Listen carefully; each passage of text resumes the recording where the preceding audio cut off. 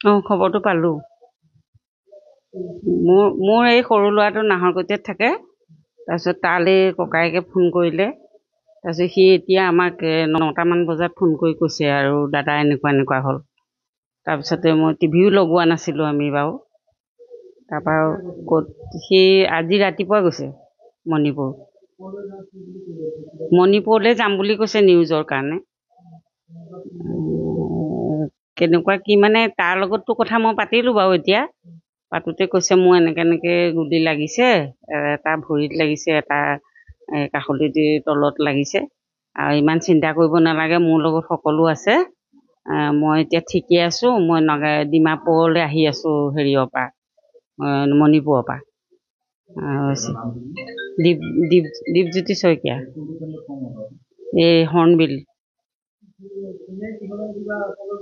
সেইটো গম পোৱা নাই। ল'ৰাটোক ধৰিছে বুলি কৈছে, যিটো ল'ৰাই গুলিটো মাৰিছিলে সেইটো ধৰিছে বুলি কৈছে, কিন্তু ল'ৰাটো মতে গুলিটো তালৈ মৰা নাছিলে, চৰাই মাৰিছোঁ বুলি কৈছে, আৰু চৰাই মৰা গুলিয়েই।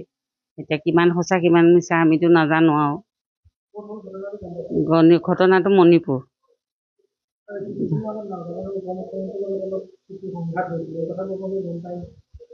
সেইটো কথা গম নাপাওঁ।